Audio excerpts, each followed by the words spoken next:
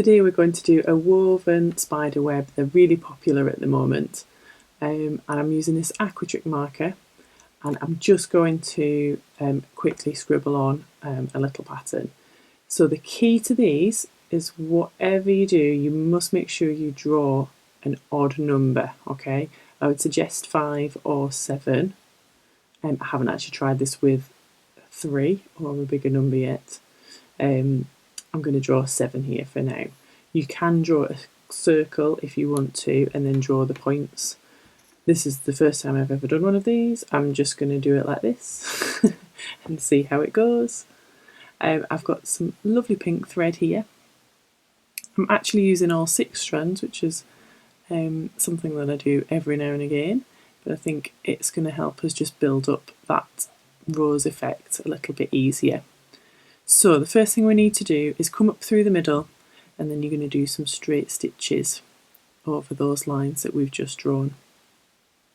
Okay, what I'm going to do is go from the outside back into the centre here. It doesn't matter that you can see the thread from behind because it's all going to be covered up anyway, so don't worry about that. So let's work all these from the outside going back in, and we're just going to cover up those lines. So as I said, you can either do 7 or you can do 5 lines, it's entirely up to you. I'm going to be playing around with both of them basically, just to kind of see which effect I prefer. So if you've got a little scrappy hoop like this, you could do a couple, do one of each, or if you're doing it on the sampler, which I'm using over on IGTV, which was designed by the lovely Helen from Unicorn Factory UK. If you're doing it there, you could maybe do one of each as well, but that is a little bit smaller. So if you're going to do one with 7 on that sampler, definitely do that one at the top, the widest part of that section. Okay, there we go. So I've just got those straight stitches, and then I'm going to come up somewhere around the middle, trying not to come straight back up where we just went straight down. But if you do that, don't worry about it, it's easy to fix. You can always put that stitch back in. Right, for the spider web then, let me just sort my needle out. What you need to do is go alternately over, under, over, under, over, under, over, under, which is why you need an odd number, because you want to make sure that you're going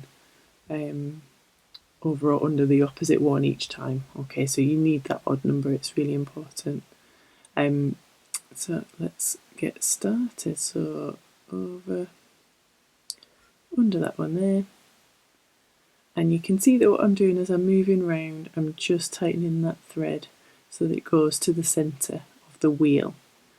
And basically, as we move around, that will start to build up a little bit. And at the moment, I feel like this one is one of those that you just need to get into a little bit of a system and work out where your hoop needs to be, work out where your thread wants to be. There we go. Seems to be quite a bit of spinning at the moment, moving that hoop round, but I'm sure I'll come up with something that works for me shortly once I get into it, because hang on a minute, there we go. Yeah, as I've said, this is the first time I've ever done this, so here we go, you're stitching along with me for the first time. Right, under, there we are. Under, there we go. And turn it round. You could get quite dizzy doing this, couldn't you? Wonder if there's a way to keep the hoop more still. I have to work on that. So just take your time with this.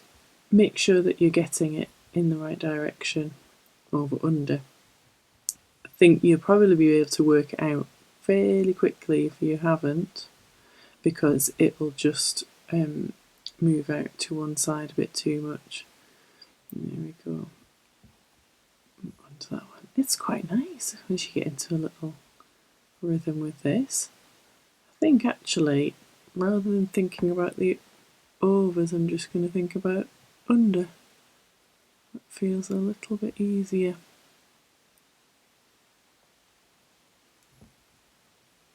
we go. So you can see that the rose is starting to develop a little bit in the centre. If you want to make a pattern out of them, you could just kind of stop here and leave the sort of spokes of the wheel sticking out if you wanted to, if you want that kind of effect. Might make a cool sort of border pattern. But these are really popular as roses at the moment. You see them a lot on embroidered hoops, floral ones, just because they give a bit more of a 3D effect to your work. And they're actually really nice to stitch, other than the fact that I am going slightly dizzy, but maybe that's because I'm sort of half looking at this in real life and half looking at it through my phone on the tripod. I don't know. Oops, I now lost my thread. Never mind, let's just get that back in as quick as we can. There we go. Oop, no. Never thread your needle on screen. It's just one of those things, I suppose. Here we go. I think next time I cut a thread, I might need to cut it a bit longer because you can see I'm not going to get right to the edge of this one, but I did draw it quite big, I suppose.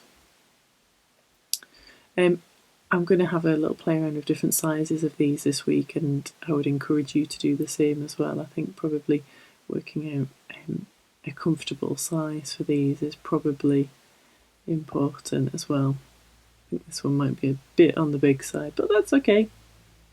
All roses are lovely. Here we go. Right, so just need to be mindful about the length of my thread now, because I don't want to leave myself really short to tie off the end.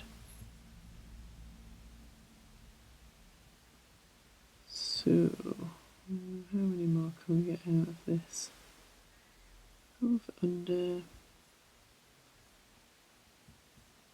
As you get to the edge, you might need to just kind of move the thread out a little bit. So just be really careful, make sure you're happy with the position. I'm just going to go over that one and then come down through there because my thread's getting too short on the back. Okay, let's just tie a quick knot in here. Now, this should be pretty straightforward to just thread another needle and pick up where you left off. You just need to work out where you left off. And we'll come to that in a minute. Let's just double knot this. Not pulling too tightly, remember when you tie your knots in the back. Let's trim the excess because we don't want any of that getting stuck in anything else. There we go. Okay, let's, there we go, I've got another needle. And I'm just going to come out right next to where that ended because I think it'll get covered up by the next rotation. Hang on, if I can come out in the right place. Try not to catch the thread that's been woven before. As you can see, I've threaded a much longer piece of thread this time. I've probably overcompensated. Last time's was too short, this time's is probably too long for the point where I'm at in this, but that's okay. I'm just actually going to pull that down a bit. You live and you learn with these things, don't you? Right, hang on. Under that one, there we go. Right, so this is building up really nicely. Make sure you're not kind of catching yourself in a loop and getting yourself tied in knots. Use your other thumb if you need to move that thread out of the way. Now, just be careful as you're going around here. If you've got any other stitching around the edges, just make sure that you're not catching it with your needle as you go through those end bits, because we are kind of running out of space a little bit. Although I've drawn mine really big, so there's a bit more to go. But just be careful that you're not catching any of your other stitching round and about. It's a really fun effect actually. I can see why these are so popular. Just that 3D, the texture of them, it's really fun. So let's get this one done. As you get to the end, it can be a little bit tricky. It's getting a bit tight to get my needle through there. don't worry about that. Just make sure that you're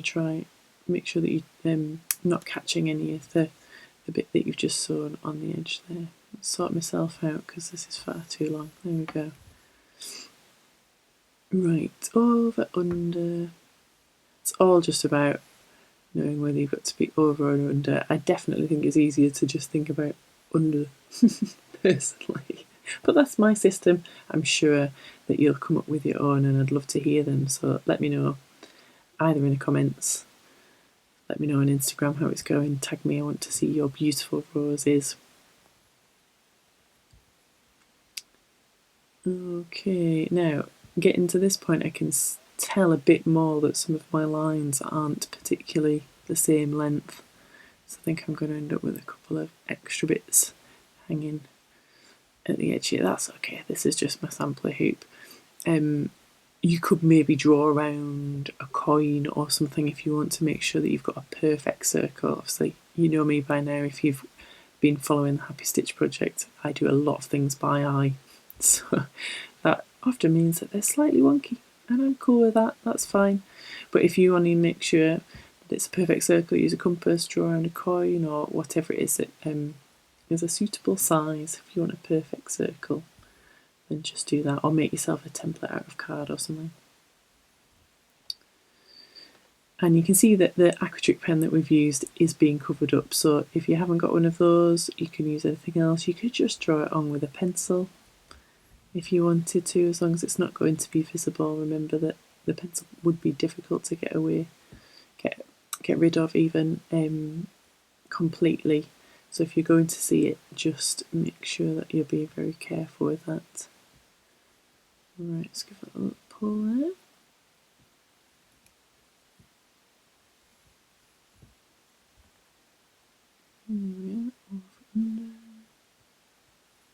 Oh, it's nice. I definitely want to play around with these more. I'm going to try and do one with 5 little stems or spokes, whatever you want to call them. I'm going to try that next and see how that looks. Squeeze it there. Oh, catch the outer edge. There we go. I definitely think that 6 strands is the way forward with this. I think it would take much, much longer to get that kind of coverage with fewer strands, so make sure that you're using all 6 here to get that really full effect. Almost done. Try not to catch your French knots. Don't want to pull those beautiful French knots out now. After all that. What have I done there? I've caught the petal. Just be careful. Tuck that in. Is anyone going to know? No, no one's going to know. No one's going to know, are they? It's fine. I'm not doing this on video. It's all good. Right. Okay. Time to stop because I've left myself a bit short there, haven't I? I'm just going to hide that in there. Let's come back out. There we go. Right, just need to thread this again so that I can get it through the other side, and then we'll tie a knot, and then, excuse me a second, and then we can move on. I have designed a lovely little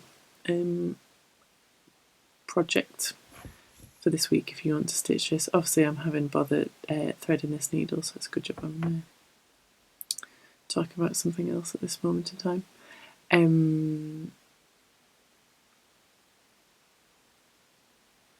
we go. Oh, no. Why have I kept this in the video? I don't know, I suppose. Sorry, I hope you're enjoying watching me trying to thread this needle with 6 strands. Anyway, there we go. The project this week, I was saying, is a lovely bouquet with roses and some little daisies, and it's just a lovely project for spring. It's really, really easy to stitch up quickly. Or you can take your time over it. You can add lots more flowers in, make a big giant bouquet if you want. So the video for that is also available. And if you head over to my blog, you'll find all the details and the materials list and everything. that you need to make that. It's really cute, and it's got some lovely fresh spring colours in it as well, but you can pick your own obviously. So let's just trim the back. Ta-da! That's our lovely woven spiderweb. Looks like a rose. Beautiful. Love it. Love that texture, and I can't wait to see yours.